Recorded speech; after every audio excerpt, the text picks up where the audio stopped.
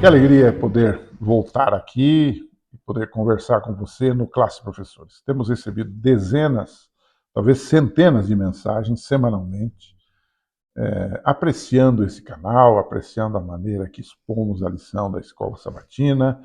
E eu quero agradecer a cada um de vocês pelo carinho, pelas orações e dizer que continue orando por nós e que a gente quer continuar empreendendo esse trabalho que é voluntário, de ensino, de estudo, de aperfeiçoamento na palavra de Deus através da lição da Escola Sabatina, que é totalmente baseada na Bíblia Sagrada. Né? Chegamos à lição 11. O que mais eu poderia ter feito? O que Deus tem feito por nós nesse grande conflito entre o bem e o mal? Né? Tanta coisa. A lição começa com a história de Denis. Se você tiver a lição, tiver o guia de estudos, dá uma olhada lá. Ele fala de um menino que odiava um rei que, na verdade, o tinha salvado da peste negra e separado ele da sua família. Mas, sem saber direito da história, o menino odiava aquele rei, que, na verdade, o salvou da morte. Isso ilustra que, às vezes, né, por não entender o que Deus, o Deus amoroso, faz e continuará fazendo por nós, isso nos leva a odiá-lo. Quanta gente tem uma revolta contra Deus? Algum tempo atrás eu li uma frase daquele famoso escritor Salman Rushdie. Salman é um indiano que teve formação muçulmana na sua infância, depois tornou-se um ateu, e ele, falando sobre uma guerra que existia lá no seu país, ele disse que Deus era o culpado. O nome disto, o problema disso, diz ele, é Deus. Claro, ele confunde Deus com a religião mal interpretada, mal aplicada, mal praticada, né? Com os homens, com os pecadores. Ele bagunça o negócio.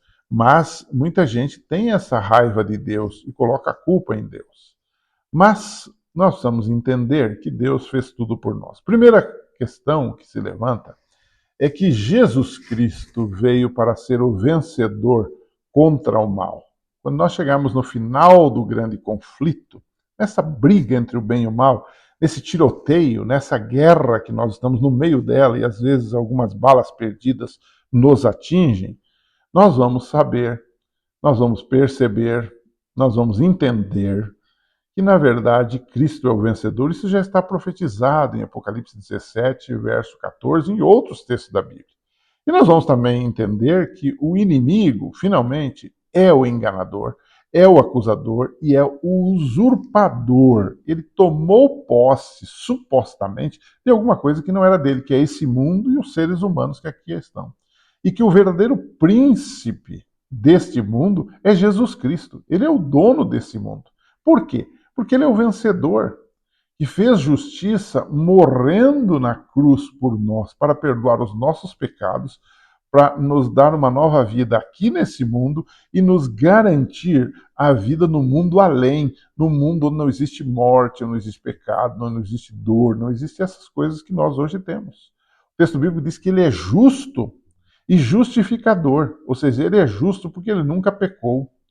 E ele é justificador porque, através dos méritos dele, transferidos para nós, nós pecadores somos salvos. Né? Você lembra daquele texto que diz assim: sendo justificados gratuitamente pela sua graça, pela redenção que há em Cristo Jesus, ao qual Deus propôs para propiciação pela fé no seu sangue, para demonstrar a sua justiça pela remissão dos pecados dantes cometidos, sob a paciência de Deus. Esse é o resumo da obra de Cristo em nosso favor. E é o resumo da nossa salvação, Romanos 3, 24 e 25. Ele fez tudo por nós. Então, o que mais ele poderia fazer, não é verdade? Isso deveria nos dar um sentimento de gratidão, deveria nos dar um sentimento de contentamento com aquilo que ele nos fez. É que muitas vezes o nosso egoísmo faz com que a gente fique o tempo todo reclamando das pessoas e reclamando de Deus também, não é? E um segundo bloco da lição é baseado naquelas perguntas, né, naquelas perguntas bíblicas de episódios, né? Poderia Deus ter feito mais do que ele fez? Tanto em Isaías capítulo 5, quanto em Mateus 21, se fala de uma vinha plantada. Quem é a vinha plantada por Deus? É o povo de Deus. Isaías 5 diz que ele cercou essa vinha, que ele limpou das pedras, que ele plantou-a de excelentes vides, edificou no meio dela uma torre, não é? Também construiu nela um lagar e esperava que esta vinha desse uvas boas, segundo o profeta Isaías. Porém, o texto bíblico diz que esta vinha deu uvas bravas. Aqui é um símbolo de Israel que, ao rejeitar a Cristo, tornou-se uma vinha de uvas bravas, desobedientes a Deus. Né? Então aí ele pergunta, né, lá nesse contexto de Isaías, o que mais se podia fazer à minha vinha que eu não lhe tenha feito? Em certo sentido, esta vinha também somos nós, o povo de Deus, hoje. Né? Mateus 21, que é uma repetição disso, também fala de uma vinha, agora referindo-se aos israelitas da sua época, da época de Jesus, a igreja de então. Né? E ele descreve, Mateus 21, o povo de Deus como uma vinha que foi arrendada pelo seu senhor e que foi embora. Mas ele enviou o quê? Seus servos para buscar os frutos desta vinha, que era natural. E eles matam a todos os seus servos. Os servos aqui são os profetas, que vinham falar em nome de Deus. Matou os profetas. Finalmente, Deus manda o filho, o dono da vinha manda o filho, que no caso aqui é Jesus Cristo, que também é morto pelos seus algozes. Né? E aí ele pergunta de novo, o que mais eu poderia ter feito? O que mais eu poderia ter feito? É claro, Deus fez tudo por nós. O amor de Deus é claro, e o título da lição desse trimestre torna isso muito expoente diante dos nossos olhos. Né? O amor e a justiça de Deus. Isso tem que ficar muito claro nessa guerra entre o bem e o mal, quando a gente às vezes tem sofrimentos, tem dores, tem problemas. Temos que deixar claro, a origem do mal não é de Deus, a perpetuação do mal não é de Deus. Ela é do inimigo de Deus e também da nossa escolha. Mas Deus não quer o mal, Deus não quer a morte, Deus não quer o sofrimento. Tanto é que ele voltará para nos buscar. Tanto é que ele já morreu naquela cruz por nós. Nós agora temos que nos posicionar ao lado deles, né? Ao lado dele. Então, o que a gente aprende de toda essa ação de Deus por nós? Você lembra que o diabo sempre esteve questionando, sempre esteve dizendo que queria ser maior do que Deus. Ele tinha inveja de Deus, segundo Isaías 14, versos 13 e 14. Segundo Apocalipse 12, 7 a 9, há uma guerra no céu. Quer dizer, foi por inveja, foi por ciúme, foi por orgulho do próprio Lúcifer. Né? E Deus foi, em seu caráter, de fato acusado, de fato vilipendiado, de fato questionado.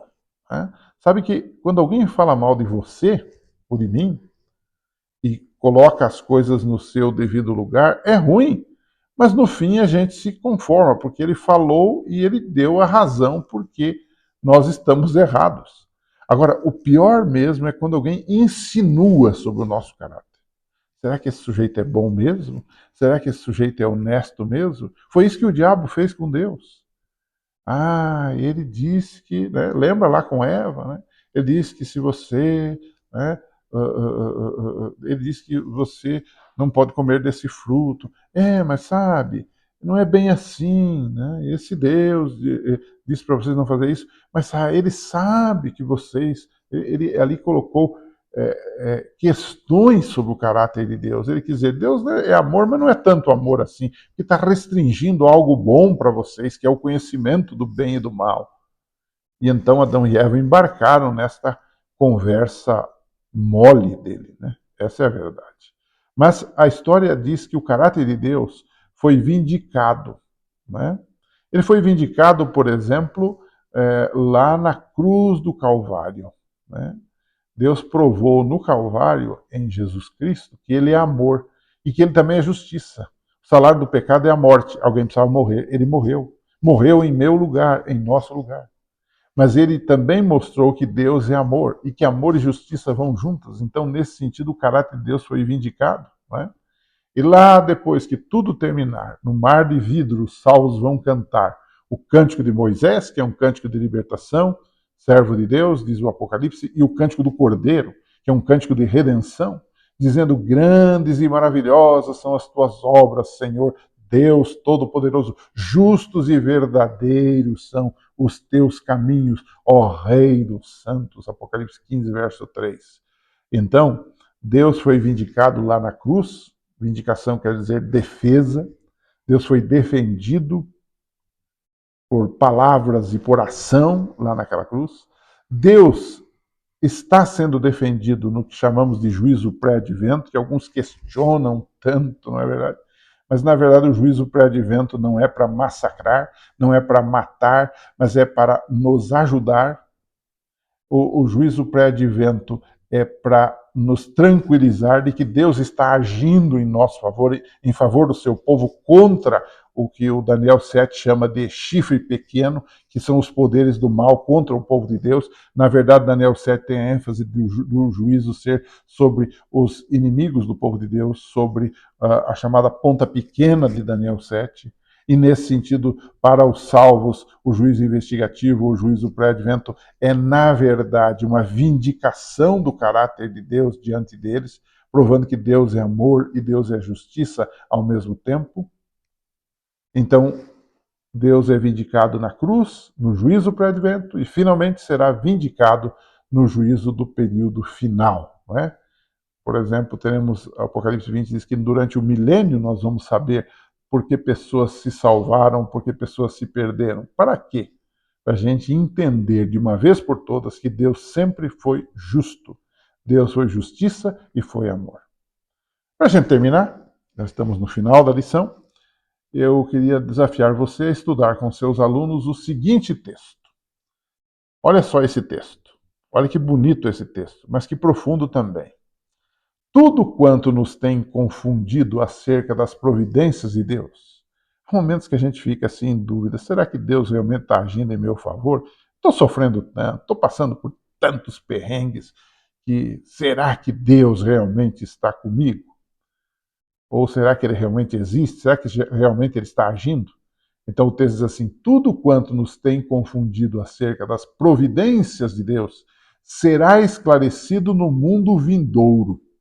Naquilo em que nossa mente só via confusão e promessas desfeitas, você já passou por isso, com certeza, eu já passei, nós veremos a mais perfeita e bela harmonia. Saberemos que o amor infinito dispôs as experiências que nos pareciam as mais probantes. E ao reconhecermos o terno cuidado daquele que fez todas as coisas contribuírem para o nosso bem, regozijar-nos-emos com júbilo inexprimível e repleto de glória. Testemunhos para a Igreja, volume 9, página 223. Converse um pouquinho com seus alunos, certamente eles terão experiências fantásticas sobre esse texto e sobre o assunto desta semana. Na semana que vem, voltaremos para a lição de número 12. Forte abraço e até a semana que vem.